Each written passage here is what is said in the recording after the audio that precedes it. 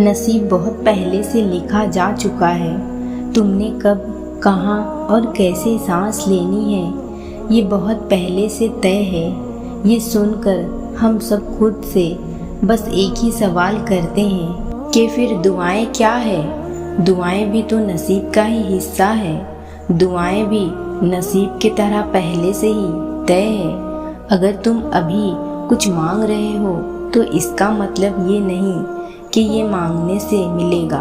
अल्लाह ने तुम्हें तौफीक दी है तभी तो तुम उसके सामने हाथ उठाए खड़े हो, और जब उसके हुक्म से खड़े हो तो वो कैसे राज़ी नहीं होगा।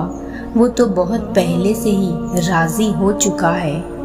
तब से जब तुम्हारे दिल में रद्द हो जाने का ख्याल आया था और उस ख्याल को तुमने उस गुमान पे तरजीह दी कि ख्वाब दिखाने वाला ही उन्हें हकीकत कर दिखाने वाला है, और तुम नहीं जानते कि नसीब के किस पन्ने पे कबूलियत का लफ्ज़ छुपा है। तुम्हारा काम सिर्फ कोशिश करना है।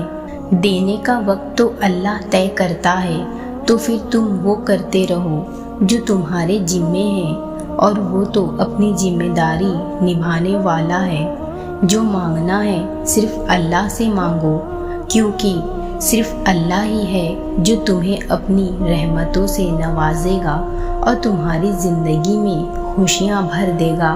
अपने मन से ये ख्याल निकाल दो कि अल्लाह तुम्हारी दुआ कबूल नहीं करेगा, बल्कि दिल को तसल्ली सिर्फ अल्लाह ही है जो तुम्हारी दुआ कबूल करेगा।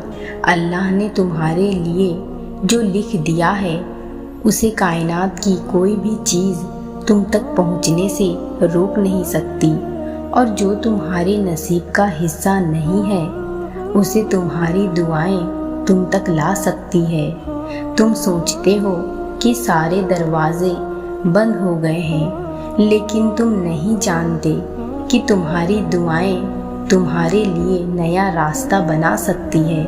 अल्लाह हर एक इंसान की दुआ सुनता है, बस हर एक दुआ का कबूलियत का एक बेहतरीन वक्त होता है।